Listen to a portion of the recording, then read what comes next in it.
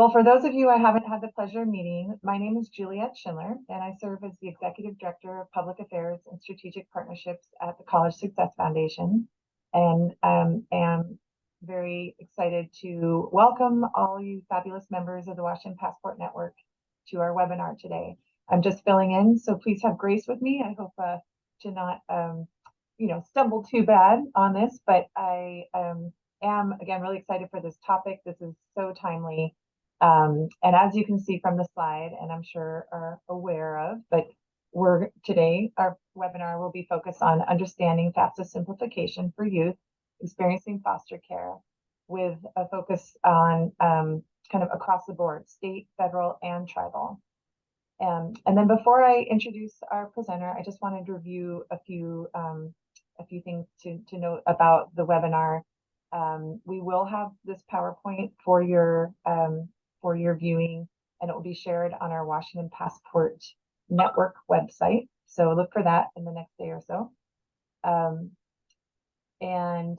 We are having attendees muted, but we'll have a Q&A session. So please do feel free to put your comments in the Q&A, and at the end of Christina's remarks, I'll be facilitating those questions. And then the chat we're trying to monitor, looks like we're working on that. Again, trying to work through some of these technical things today. If for some reason the chat's not working for you, I would suggest going to the Q&A. And with all that housekeeping, I'm very excited to introduce our presenter for today, Christina Winstead. Christina serves as the Associate Director for College Access Initiatives at the Washington Student Achievement Council. She has over 20 years of experience in higher education. Christina graduated from the Evergreen State College with a bachelor's degree, and from Seton Hall University with her master's degree in counseling and her education specialist degree in professional counseling. Christina, the floor is all yours. Thank you so much. Hopefully everyone can hear me all right, and y'all can see my slide. Welcome to my favorite topic, financial aid. We're going to talk about FAFSA simplification and then how it's going to impact potentially our youth experiencing foster care. I'm going to try to answer all of your questions today, but if you stump me, I am just as curious as you are. So if you have a question that I'm unable to answer, then no worries. What's going to happen is I'm going to get your contact information. I'm going to go find out so that we both have the answer, and then I'm going to let you know what the answer is. Feel free to put your questions into the Q&A section, and if you need anything, just put it in the chat. So let's get started. We're going to talk about the Simplification Act because I want us to understand overall the Simplification Act and how it's going to change different parts of the FSCID, the application itself, and the student aid report.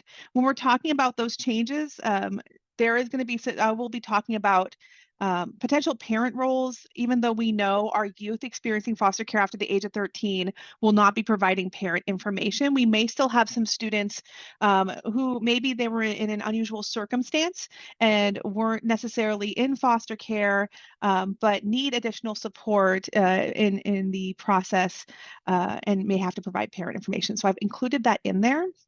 We're going to talk about the new provisions for youth experiencing foster care, a little bit about how to prepare for the application for 24-25 because it's almost here, and then resources. And I'm going to let you know right now, those who know me know how excited I get about this, but I also had coffee beforehand, so I apologize ahead of time. I get very excited about getting this information out into your hands, like you beautiful humans of college access. I am so grateful for you. And so if I go over something too quickly, please, it's okay to put in the chat, Christina, wait, what did you say about this? And I'm happy to go over it again. So I do want to have a disclaimer, and that is that this information is accurate up to 10:15 last night when I did my last dive of did we get any new information from federal student aid, and then I update everything to make sure it's as of the night before or sometimes the morning of, just in case federal student aid gives us more information. The reason for that is we are slowly getting information from federal student aid about these changes, and so I want to make sure this is as up to date as possible. So the application is a work in progress. We're waiting to hear more from federal student aid on some of these processes, so we don't know it all yet. We know quite a bit about what this application is going to look like. So I'm just going to ask for everyone's patience as we learn more. As soon as we know more, you'll know more. I will shout it from the rooftops. Y'all know me. I want to make sure you have access to everything. We're all in the same boat learning about these changes. But the awesome thing is we're like all in it together and we all care about students. And so like, what an awesome boat to be in. So you're going to hear two different terms. You're going to hear better FAFSA, better future, and FAFSA simplification. And I just wanted you to know the difference between the two. So you might hear better FAFSA, better future. And what that is that's federal student aid's communication campaign that to inform people about the changes that have been enacted by the FAFSA Simplification Act. And so the FAFSA Simplification Act is what has actually changed the application for financial aid, whether it be processing or outreach, all the stuff that we're going to see in the changes. But to communicate that, the campaign that they're using is that better FAFSA, better future.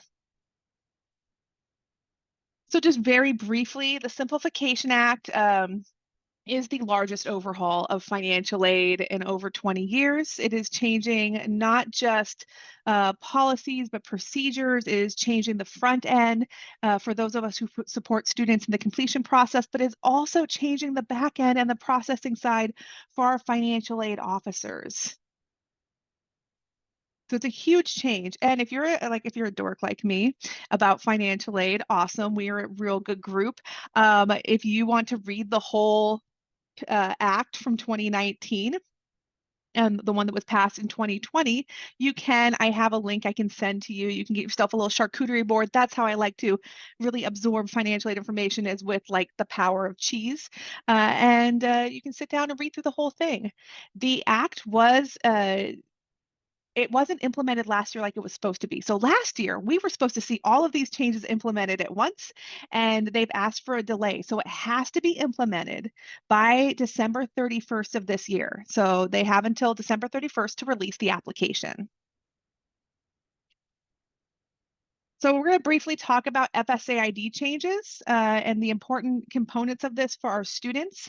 We're going to talk about two-step verification, backup codes, the FSA ID that's required for all applicants, and FSA IDs for those without social security numbers, just in case if you're working with a student that does require parent information, if their parents are undocumented. We're going to talk a little bit about that process too.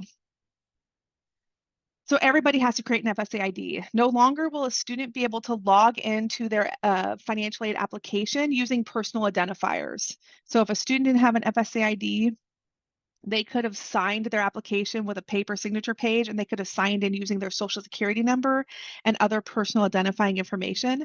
They will no longer allow anybody to sign into the application that way. Everybody is going to be filtered through the FSA ID.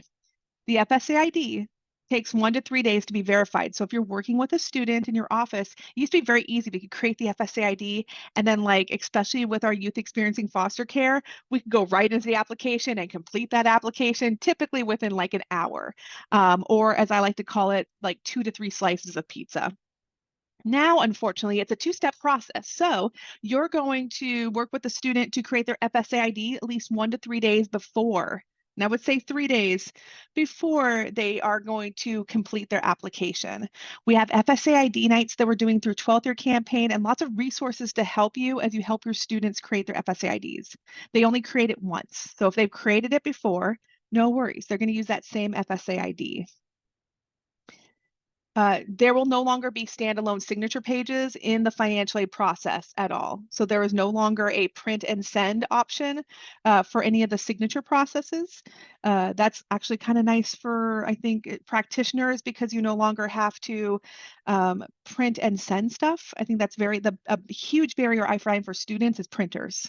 Where can we print this? And then the second big barrier is how do I address an envelope? And the third barrier is getting a stamp on it. It's a lot of barriers. And so this kind of reduces that for those of us supporting students and for students themselves. When a student creates an FSA ID, they're going to be asked to do multi-factor authentication.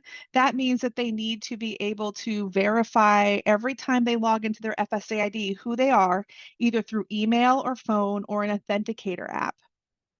And so that's a huge piece for our students. They have made it even more secure for the FSA ID process because of the data sharing that we're going to talk about that is a change into the application.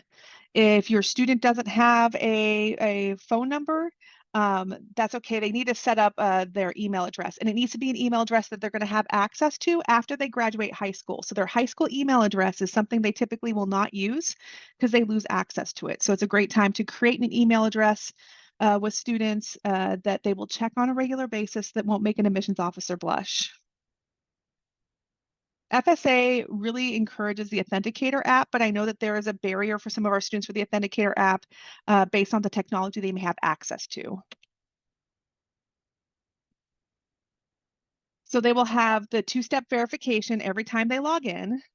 They will also have a backup code. So if they forget if they can't get in because maybe they've switched phone numbers, maybe they don't have the same email address anymore, and maybe they don't have all of their maybe they don't remember the questions that they put in their backup questions to be able to get back in their account.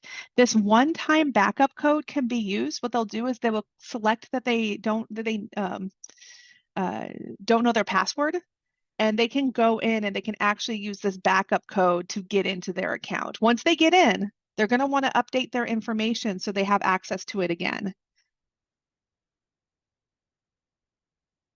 So if a student needs a parent signature, even though we know a lot of most of our youth in care won't need a parent signature, but for those who will, their parent or their calling contributor is going to have to create an FSA ID as well. This also includes our undocumented parents. So FSA IDs will be required for everyone, including those without Social Security numbers.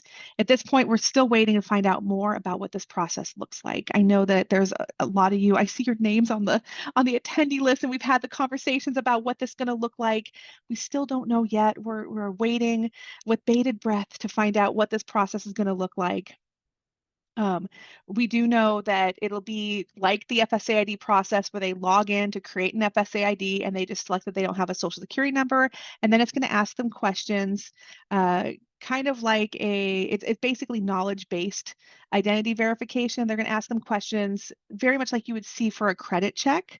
And so it's a knowledge-based verification process. What it's going to look like is if the user has a Social Security number, they're going to go to the Social Security Administration for a match.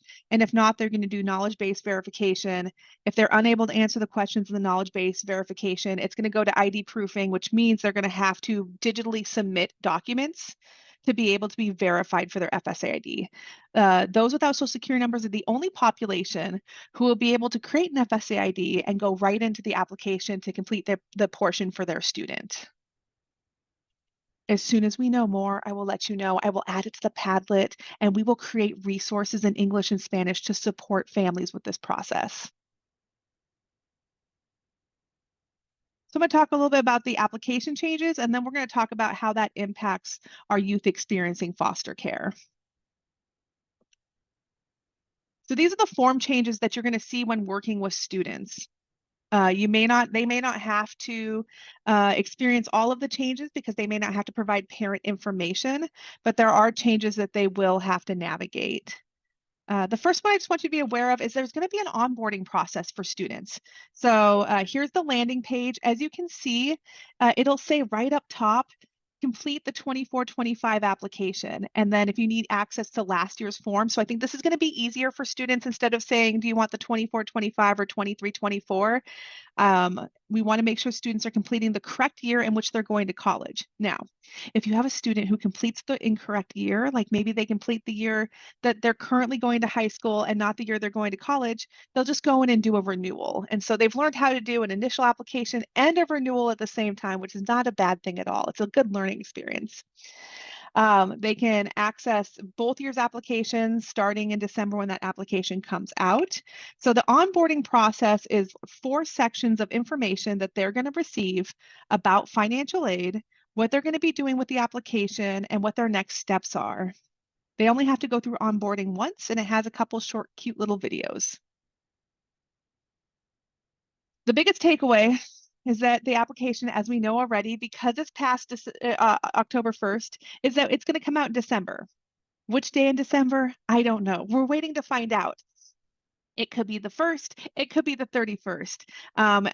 It could be while our students are on break too. So it really depends when they release that date on what our students' schedule is and how we engage them. So for this 1 year only, it is a December release date. But don't worry, as I always say, when it gets pumpkin spice and everything nice out there, it's time to think about financial aid. Starting next year and beyond October 1st, the application will be out every October 1st. So the best month of the year comes back, where the first day of the month, the application for federal aid and state aid open up and students can get money for college. And on the last day of the month, you can ask a stranger for free candy with 3 magical words. I tell students, if you're eating fun-sized candy you've obtained from a stranger and you haven't applied for financial aid, it's time to take that candy, put it in a stack, and sit down and complete your financial aid while eating chocolate. The application, once we know the date that it comes out, oh my gosh, if I could get a skywriter to go all around Washington, I would, but I will put it in the Padlet, we'll put it on our website, we'll put it everywhere to let you know the actual date of release. I am as just excited as you are because we know that we want to make sure we can support our students. I will say this, the admissions deadlines are staying the same, which is fine. They can still apply for admissions. Those applications are open, but the financial aid deadlines, a lot of the colleges are being pushed out a little bit. And so you want to have the students check the financial aid deadlines on their college websites. The class of 2024, they're going to complete the 24-25 FAFSA or WAFSA. So the WAFSA mirrors the FAFSA, so the changes to the application are going to be mirrored in the application as well as the release date. And I know 24-25 seems super futuristic for students, but that's literally when the class of 2024 is going to college. They'll be like, that's forever from now. And I'm like, that's literally next year, y'all, but that's okay. And then they're going to use 2022 income information. So there's role-based information entry. So no longer is it all in one application. The students will have their own section, and if they're independent, they will complete their section and it's submitted and done. If they are requiring parent information, they will do their portion in their side of the FSAID. The parents will do their portion in the side of the FSAID, and they each do their own section. What I like about this is it allows the student to provide information that the parent won't have access to. So for our students who do require parent information because of dependency status, this year's FAFSA is asking demographic questions that could potentially out a student to their family. It's asking about if they're transgender and gender identity, and parents will not have access to that information when the student completes it. So that was a real big relief for me to know that we aren't accidentally outing students through demographic information a parent might be able to obtain. One thing I like about this as well is if the student has to do and the parent have to do the application, if they're a dependent student, they can do it at the same time. So we can put them on 2 different computers, and we can maybe we don't have to be in the library until until 9 o'clock. Maybe we're getting out there at 8 o'clock because we had both parents on the one computer. They both use their FSAID. Also, there's no more save key. So if a parent is involved in the process, they don't have to know a save key. And I will, I see questions coming up. I'm going to do the presentation, then I'll come to the questions at the end. I just want to make sure no one feels like I'm ignoring them. Please put all of your questions in there, as big, as small as they are. But I just want to make sure that no one feels like I'm ignoring the questions that are coming in. Okay, form changes. So again, this is what the contributor side looks like if the parent is required to provide information. And remember that in this process, they are not considering foster parents. They are talking about dependent students. And when they talk about dependent students, they mean biological parents. I think it's important to acknowledge to our students when we're asking for information like this, that it acknowledges biological families, but not chosen families. And that can be really hard. So I think acknowledging to students that this is a federal process that has its own specific, when we talk about definition of family, it's a very strict definition, and I think acknowledging to students and just saying that there's limitations to the application and the definitions they use is really important. It goes a long way. This is what it looks like if a student is considered dependent. Again, I know that our youth experiencing foster care typically don't have to provide this, but if they are considered dependent, they're going to need to know their parents' names, and not like mom and dad, but like the actual names. They will need to know their birthdays, and if applicable, their parents' SOCH. They'll also need an email address to send an invitation to the parent to, but it doesn't have to be the email address on file. Students no longer have to know like parent marital like dates and divorce dates like they have on the other application. That is all in the parent section. Okay, this is a big piece and why the FSAID is so strict now, and that is the income information exchange. So federal student aid is going to directly transfer information from the taxes. That federal tax information comes directly from the IRS into the FAFSA form, as long as the user has provided consent, but the consent is required in order to receive aid. So it says on there, consent to having your tax information transferred over, or don't receive aid, don't receive federal aid. It's very strict on it. So everyone's required, I know that's not a thing, but everyone's required to provide consent in order to receive aid for federal aid. This also includes, like, if you're working with a student that didn't file, it's going to have that non-filing status that transfers over. And we no longer use the data retrieval tool. No longer are the days we have to remember where on our taxes we capitalized something, added an extra space, all of that was such, like, it was so challenging without having the tax document to see and remember what address was listed. We know our students are a highly mobile population, and what was filed on their taxes 1 year may not be where they're living, and they may not remember from 2 years prior what was listed on their taxes, which is technically like almost 3 years ago. And so this really helps alleviate that.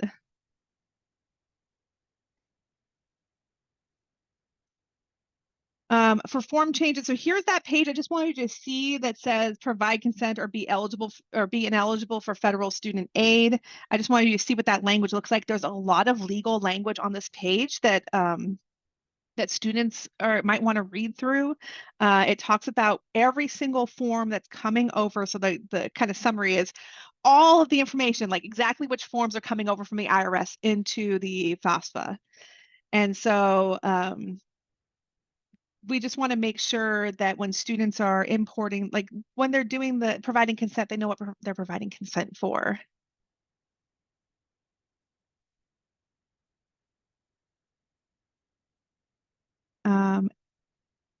Okay, so, and I see your questions coming in. Oh, thank you. Put more questions in, and I'm happy to answer them at the end. The SAI is the new calculation for aid. It used to be the expected family contribution. It's now replaced with the student aid index. It's a slightly different methodology to measure how much aid the student might need. So it's a new formula, but what I like about this, and this is one of the huge, to me, benefits of the changes to financial aid, is it allows the student to have a negative SAI. So for the negative SAI, and oh, can everyone see the PowerPoint? I just saw that come up. If you can see the PowerPoint, can you give me okay, I see thumbs up. Thank you. I was having one of those moments where you're like, oh gosh, wait, am I presenting without a PowerPoint? So the negative SAI allows our students, in the past, they have a 0 EFC, and a 0 can mean a lot of different things. A 0 can mean like, I'm just barely at the cutoff and I almost have an EFC that's higher, all the way down to I have students who are like, I am in debt, and a 0 is a different type of thing. So 0 had such a large span that our negative SAI allows the students who have the greatest financial need to be able to receive support. So this allows schools to determine priority of funding, institutional funding. It's not a guarantee that students are going to get an extra $1,500, but what it does is it allows us to assess students based upon greater need for aid. For students who are considered dependent, who's the parent has changed. So in the past, it's been who the student lives with the most. And when we talk about who's the parent, when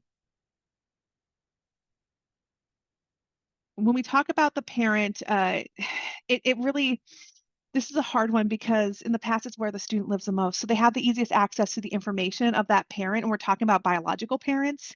It's now changed to the parent that provides the greater portion of support to the student, the financial support. And so for me, that can be hard because they might have to report information from a household that they have never resided in. And that can be challenging. And so I want to acknowledge that like the change into who the parent is can be confusing to students, but it also could be asking students to connect with a household that they are not maybe connected with or have as much access to that information. There is a parent tool, and they just gave us this week. It's on the Padlet, a flow chart to help students understand who the parent is for financial. I always say for financial aid purposes. This is not who your parent is in like how you define parent, but this is the federal definition of what they're considering your parent. If the students, so the students can be asked their family size and they can update it. So let's say one of your students is independent, they're filling out, it's asking your family size, but maybe the student has had a child since their 2022 income information, then they can update the information on family size in here. And it's a very easy way to update it. They just select, is it different than what was on the taxes? If they say no, it'll tell them how many was listed in their house for their taxes, and then they can make sure it's accurate. This one's challenging for those, especially who are dependent students. The student aid index, so the EFC was divided by the number of students in the household going to college, and that's no longer going to happen with the SAI. It is about, it's the same amount of aid no matter how many students are going to college in that household. Some current students might see a reduction in Pell because of this. If you are working with a current student who that is the case for, I'd encourage them to reach out to their financial aid office to see if there's any institutional aid or other opportunities for scholarships that are available. Okay, so your student may not be asked about asset information. If they're considered independent, especially our youth experiencing foster care, if their income was less than 60,000, then they're not going to be asked any of these questions about assets. They won't be asked about any of these at all. But if their family, let's say they are considered a dependent student, they're not independent. Dependent students whose family makes under or over 60,000 is going to be potentially required to answer these questions. And those questions include how much they have in cash, checking, and savings. It's the current net worth of their small businesses or investment farms. That's a real strong word there, but it's an investment farm. There's no longer a waiver where like if you have under 100 employees, you don't have to claim it. It's any business or for-profit agricultural operations. And then the net worth of any real estate that they have. And that's not the home that the family lives in, that is additional real estate.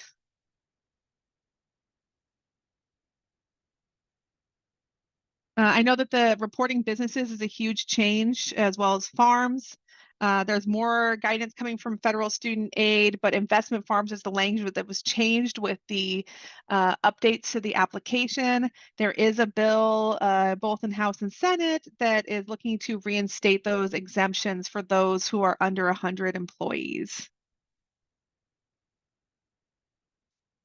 So the application this year is going to be in English and Spanish. It'll be paper as well as online. And we're going to talk about real quickly the benefit of the paper one, because I see some questions in here that this might help for.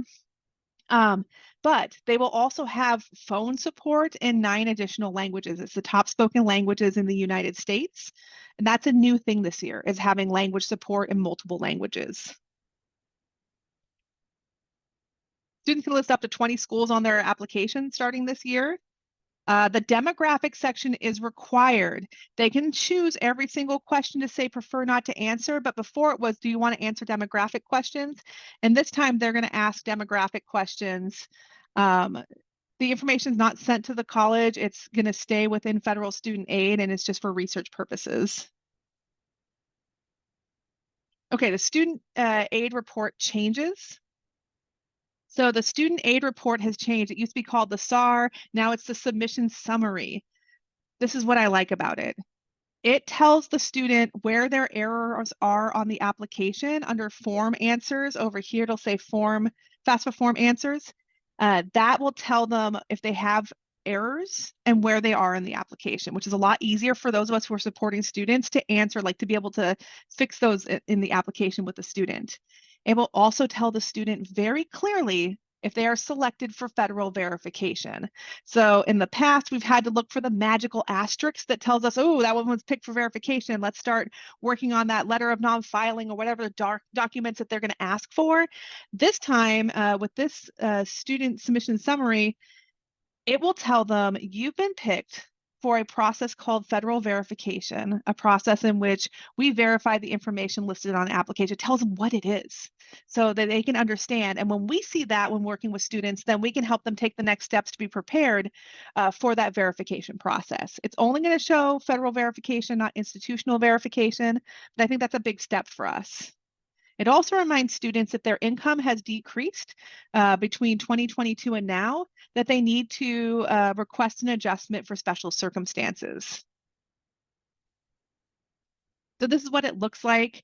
I love that you can see the answers to the application and you can see where the errors are so they can start a correction. That's always been a huge one for me, like where is the error? Okay, so provisions for youth experiencing foster care. We're going to talk about determination frequency, which was a change, status determination, and documentation. Those are the three main categories in which we're seeing changes. Just so you can see what it looks like in the application, the questions about experiencing foster care are now under the student personal circumstances section of the financial aid application. So that's changed a little bit. It's the very first section of the application, and you can see how it's worded and listed here. Again, it's very easy to go through the application and skim these questions. So I always tell students, it's not a race to complete your application for financial aid, it's about accuracy. But it's in a new section. And then just a reminder that students that are assessed as independent do not have to provide that parent information. I know there can be a lot of anxiety for students about this process. And when they're considered independent, they do not have to provide any parent information at all. So they're not going to have to reach out to somebody to get access to information.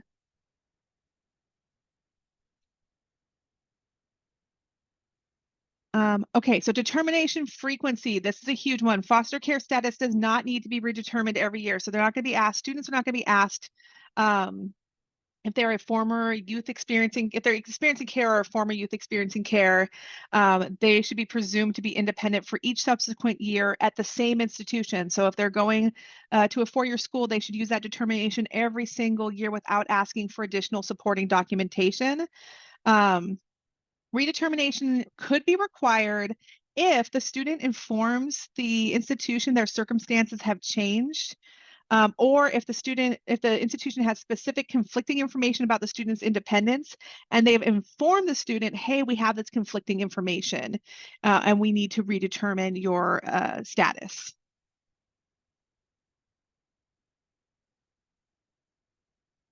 Okay, so status determinations. This is a big one as well. I want to preface this with, we're going to talk about how determinations have to be made as quickly as practical. But I also want to acknowledge that the financial aid offices, and not just Washington colleges, but colleges all around the US are experiencing like severe understaffing. It's very hard to find financial aid officers and directors right now. There's like no degree pathway you can go towards to become a financial aid officer. It's all like learned experience. I feel like there's you can't get your bachelor's in financial aid administration. Because of that, the processing time and determination time can take a little bit more time. And I encourage open communication with the financial aid offices from the student, but they need to make these determinations not just for our youth experiencing care, but our youth experiencing homelessness. And there's a whole nother webinar on that where I'll go through all of the different sections for youth experiencing homelessness. They have to make them as quickly as practical. And so making it as quick, the FAFSA Simplification Act has made that the ruling that they have to make them as quickly as possible. Determinations can be made as early as the year before the award year. So the year that they submit the application, they can start that process and make the determination then, but they have to make it no later than the award year, which the student has submitted the application, like that they're attending. So they have to, like, I know that sometimes we can have students who are like, I didn't get a determination. And I'm like a third of the way through my school year. What does this mean? So they have a deadline in which they have to make that determination. For documentation, institutions require documentation if they require it. Not all schools are going to, but if the student's required to provide information, then they have to accept any of these documents unless they have conflicting information. Any of these documents are acceptable documents for verification of being a youth experiencing foster care. And that allows the student to be considered independent.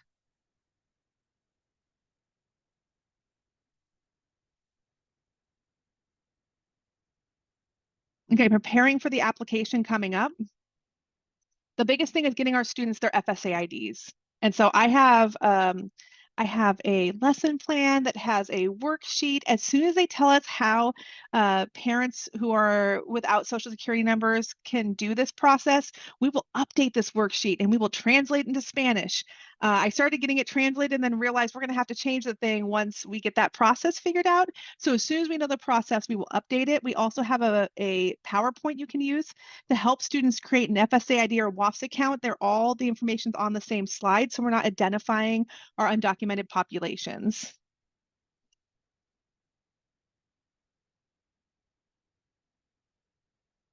Okay, so then the financial aid cycle, okay, we're probably going to be doing events maybe in December, but it might be January. So if you're working with students and holding a financial aid night, then I would probably hold it in January, to be honest, because we don't know which day in December it's going to come out, and it could be out when your students are out. So I think planning ahead and not trying to book. I have schools where like, I'm just going to book it for December 1st. And I'm like, you are definitely a cup half full person because we don't know what day it's going to come out, but you're like, it'll be out in early December. We don't know. And so I just don't want you to go through all of that work to plan an event and then have to change it. I know how hard y'all are working. I know because I'm getting your emails at like 10 o'clock at night and we're chatting, but also I get emails from y'all at like 6 in the morning. So I don't know when you're all sleeping. Somewhere you're fitting sleep in there. And so anything we can do to reduce that workload, we have resources, but I'd encourage you to like try to plan either late December or early January for your events. Training. So we're going to have a lot of different trainings available about simplification, especially as more information becomes available. And the Padlet that we have here, once we're done with the presentation and I'm done sharing my screen, I'm happy to throw the link to the Padlet that I've created for y'all in there, as well as some other resources.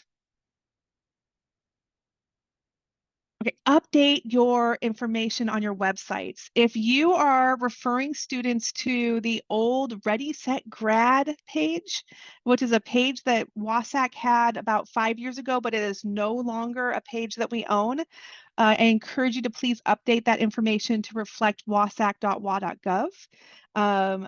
This is my passionate plea. These gray hairs up here, they are coming from a lot of different places, but it's also coming from like Ready, Set, Grad being on websites. Ready, Set, Grad is no longer owned by WASAC. It hasn't been owned by WASAC for like 5 years, and it is now owned by an Indonesian gambling company. So that's okay. I mean, that's what happens, but you want to make sure that you're not sending students to that website. You want to send them to the correct website to access information about their education after high school. You also want to check your paper resources to make sure they reflect updated information. 12th Year Campaign has new materials that we can send you that have the updated, accurate information. So you can go ahead and You can do Captain Planet a favor and recycle all of those and order new ones, and we will happily send them to you. So resources, if you want to see what the new 2024-25 FAFSA looks like, you can go to this website. I also have this in the Padlet where you can see 256 slides of simplified FAFSA.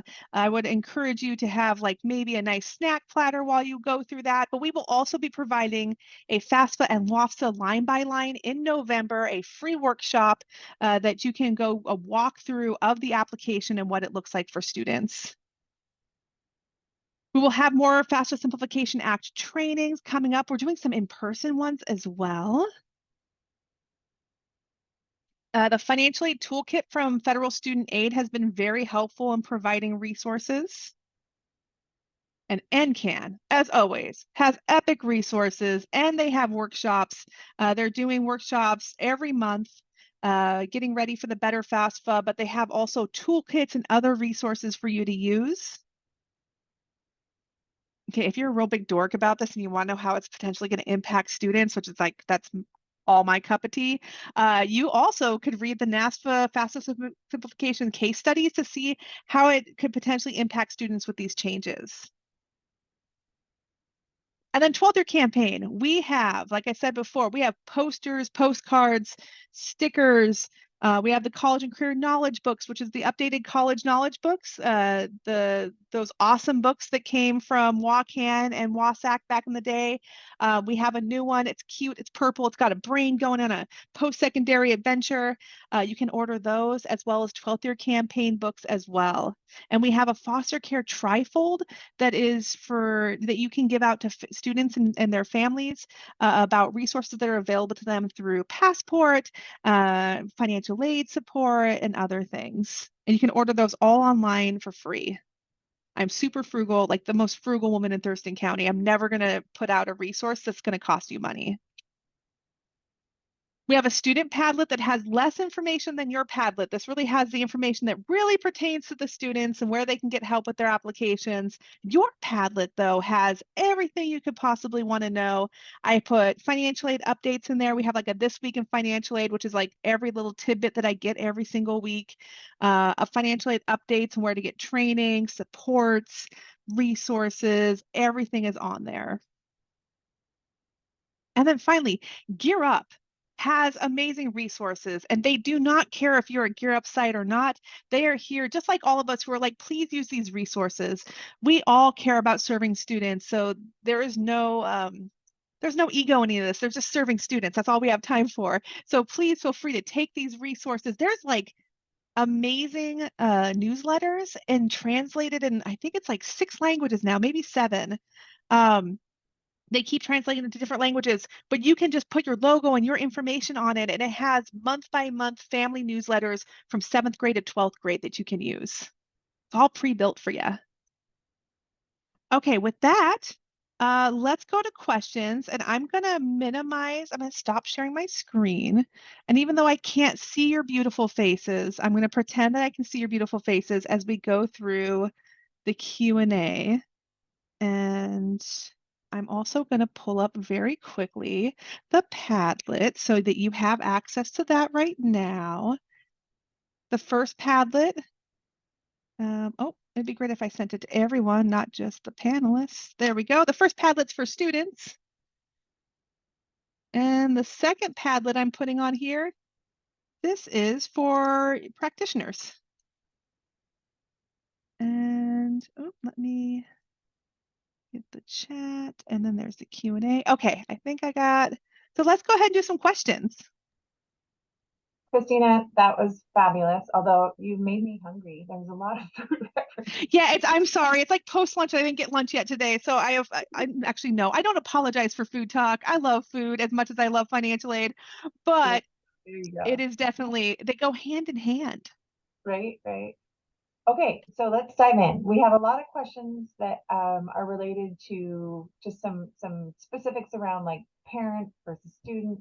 So let me see, I'm trying to clump these a little bit. So one of them was that there was some talk about students and parents that don't have a social security number being required to file a paper FAFSA.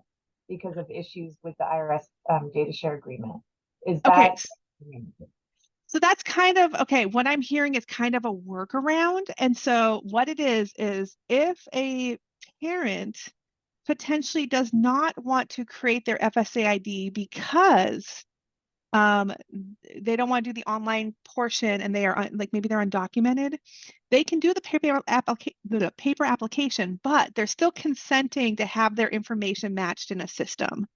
But sometimes it's a little bit easier to do the paper application for those families. That's been considered maybe one of the workarounds for our families who are definitely like, I do not want to do this verification, ID me verification kind of thing. And so for those families, potentially a workaround would be doing the paper application for financial aid. And we'll make sure that those are available in our toolkits, the paper application, as well as the paper application in Spanish as soon as it's available. When you say parent, do you mean bio parent, foster parent, or does it depend? So it's never gonna be foster parent. It'll always be biological parent, or if the student was, uh, let's say, so it's never gonna be, there's a whole list. Let me put this in the chat for you. So this is about dependency and like who's considered dependent, and then the dependency questions are for this current year, not for next year. And then, it talks about in this section, sorry, I'm going to add another link. It's going to let me, come on, computer. It's going to talk about who's the parent, but it's never foster parents. It's never a legal guardian. If they are in a legal guardianship as defined by a court, they're considered independent. It's never foster parents that they are asking for information about. Great. And then you mentioned dependency. What constitutes an independent youth that doesn't need parent information? So that's going to be the first link that I put there. The dependency one will give a list of questions about, like, are they under 24? Okay, if they are, then they have to meet one of the requirements to be considered independent. Anyone who's 24 and older, that magical 24th birthday, when you can like rent a car and get a hotel room on your own, is also when you're independent for financial aid purposes. Before that, you have to meet a special circumstance in order to be able to be considered independent. And that includes being in foster care anytime after the age of 13. There's also questions about being determined if you are considered an unaccompanied homeless youth, or if you're self-supporting and at risk of being homelessness. So if you have McKinney-Vento determination for that, then you can be considered independent. And when we do the session on supporting youth who are experiencing homelessness, I will have more information on who can make those determinations, because that's grown so much. It's not just a McKinney-Vento documentation, but there's so many people who can make that determination now for our students in that circumstance. Okay. So with the parents, what happens if a parent does not complete their portion of the FAFSA? And this is really hard. I hate saying this.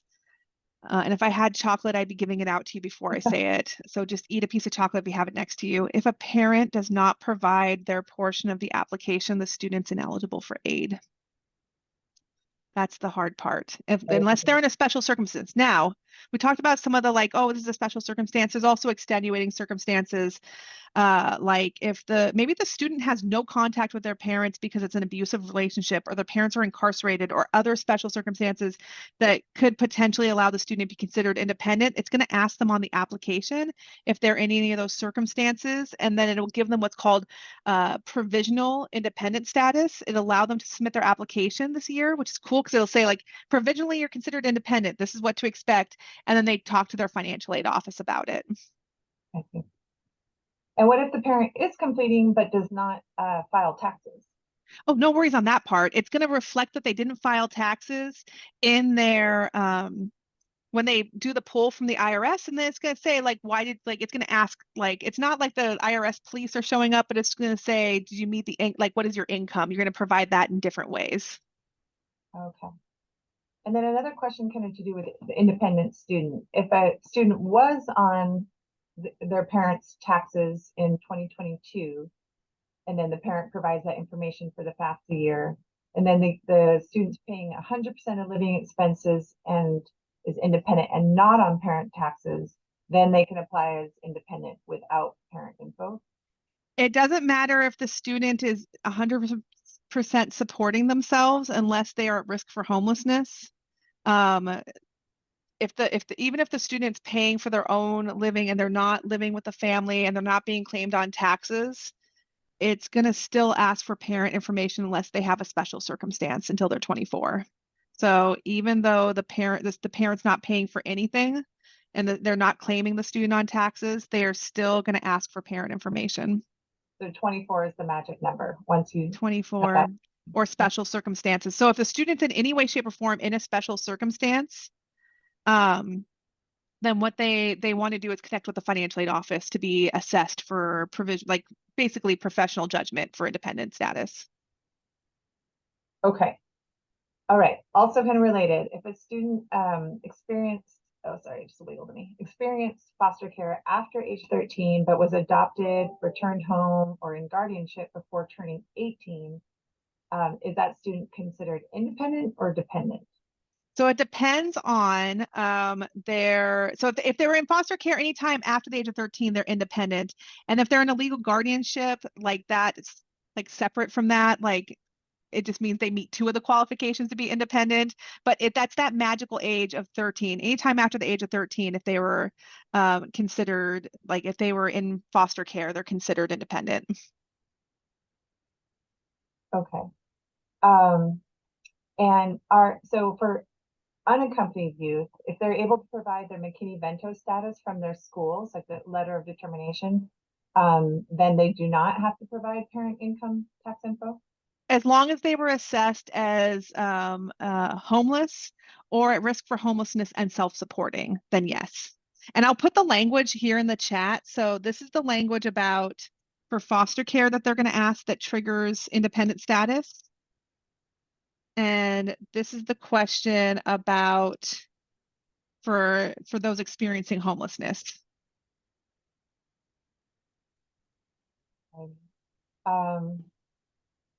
Oh, and when it comes to documentation about McKinney-Vento, try your best if you can get the student to either put it on their own Google Drive or like we have some flash drives that you can potentially use, but making sure the student has access to that document just in case the financial aid office asks for it over the summer. It's really hard for the student. It's a barrier for the student to get it from the district office. And so in the past, I've had the student upload it to either their Google Docs if they have it, so that if they're highly mobile, then they still have access, or like I have some spare slap bracelets that are flash drives that I'm happy to dig up and send to you that you can give to your student that has the documents on there, but just making sure they have a copy of that McKinney-Vento determination, not just for financial aid, but there might be other benefits at the college when it comes to other supports. Yeah, good tip.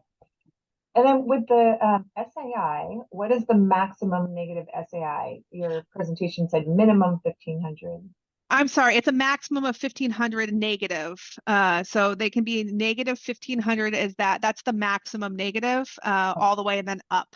But it's the first time where it's been able to be negative, which I'm very excited about because it does not reflect, like the FAFSA doesn't really assess for a lot of debt. And that can be hard because I'll have a student who'd be like, it says how much is in cash, checking, and savings, but also I'm overdrawn by $24. And you're like, there's no place to report like that, stuff like that. So it's a little bit easier for those experiencing different levels of poverty. So a little different question. Has the Department of Ed provided assurances that they won't be sharing FSA ID or personal information to federal agencies like ICE or Homeland Security? Because as you could imagine, there's concern. So they are providing a data release statement, and then other organizations. So I'm happy to share the NCAN if I can find it. So NCAN has like a good statement that's summarized from the federal student aid page that's a little easier to digest. Federal student aid is very, like they love to put their words in there because it has to be improved. But NCAN has a good statement on there how they use data. This is what I say about it. Make sure the families know about how the data is going to be used. But ultimately it's a family's decision if they're going to file for aid or not. So if it's a mixed status family, we can tell students we want to make sure that they're applying for aid, but it's a family decision that we have to honor and respect. And if a student doesn't want to file federal aid because of concerns about federal access to information about parent status, they can still file WAFSA and receive state aid. And we have a privacy statement right on our page with the WAFSA. I just feel bad that students could potentially be missing out on federal aid because of this. And so I will look at the NCAN, their tips for those supporting mixed status families and youth experiencing challenges with that. Thank you. I see maybe just one more question in the chat. What if a student is, wait, did we already ask this? If they're in foster care after 13 and return to their biological family, are they still considered independent? Yes, because they were in foster care anytime after the age of 13. Right. Okay. Yes, similar to what we talked about. I think those. Are there any others? In foster care after 13, but adopted before 18. So going back to what you said before, it's still the same rule? Yes, because it says in here, it says the question they ask is at any time since the age you turned 13, were either both your parents deceased, were you in foster care, or a dependent of or a ward of the court. So that encompasses, and then once they select that, it makes them independent. Got it. Okay. And then if there's a student who's 19 and in extended foster care, they would be considered independent? Yeah. Okay. Because they were if they're in extended foster care, and make sure that they're signing up for passport and things like that too. like if they're eligible for those programs, because it's about wraparound supports, not just paying for education, but it's about supporting the student holistically. Okay, and then I think this is a clarification. The question was just about, is there an example of filling out the FAFSA without a social security number, or would that always be the WASFA? So if the student doesn't have a SOC, they may have a refugee status that allows them to receive federal aid as what's called a other non-eligible non-citizen. And I'll pull that up, that list for you. And so they may not have a SOC, they might have a different number that has been assigned to them, or a permanent resident who's eligible for aid. And so let me pull that up for you. And then I think you did, while you're doing that, I think you did answer this, whether both parents supply information or just the one providing the most financial support. I think it's the latter, right? So it depends on the situation. Here's that eligible non-citizen list for you. Okay, if the parents are married and they filed taxes together, it's just one parent that does their FSA ID and fills out the information for a dependent student. If the parents are divorced, it's going to be the parent that provided the most financial support. And if that parent's remarried, the step parent as well. If let's say the parents are married, but they filed taxes separately. That's two tax records they're trying to pull, which means they need consent from both parties in order to import the information from the IRS. So it's about the tax record and being able to import that by getting permission from the owner of the tax record.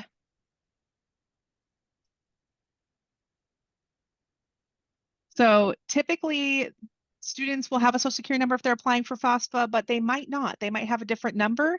And if they're not considered an eligible non-citizen, then we want them to apply for the WAFSA. So, I see this one. So this is where we're waiting for more guidance from federal student aid. So how is the most financial support determined in split family homes? So if it's like a 50-50 split, there's going to be a determination guidance from federal student aid. We're just waiting on it. Because it also is like, what if it's a 0-0 split? We know that's the case for some of our students.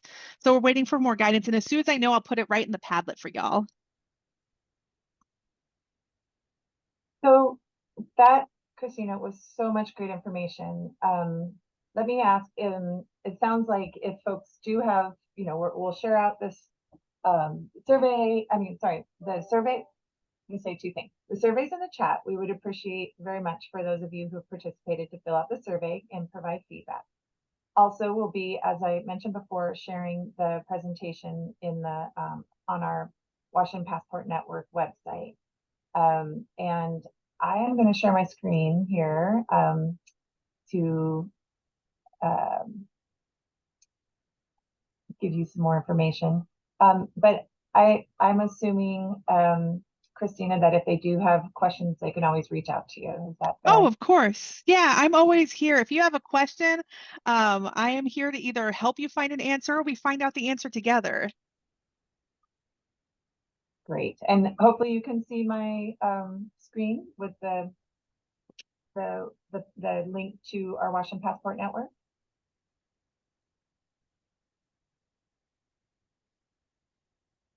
Yep, great. Okay, so there's the link. Hopefully you all have that and can reference that. And we get to have Christina come back. Yay! So next month, November 8th, again at 1 o'clock, will be Understanding FAFSA Simplification for Youth, focused on youth experiencing unaccompanied homelessness. And I'm also excited to say that she'll be co-presenting with our own College Success Foundation Director of Financial Aid and Scholarships, Maria Rebecki, who also has a wealth of experience in this area. So please join us for that, November 8th. And then lastly, if you haven't already subscribed to our weekly email, lots of great information in there as well. Just email us at passport@collegesuccessfoundation.org and we'll add you to the list. And again, there's our website information for lots of great information. And I guess the last thing I'll say is, again, please do fill out the survey, and just appreciate so much everyone being here, and really just huge thank you to you, Christina. This is so timely, such an important and complicated issue. I'm just amazed by how much you retain in your head on this topic and with all the changes that are happening. So thank you for. Oh, thank you so much for having me out.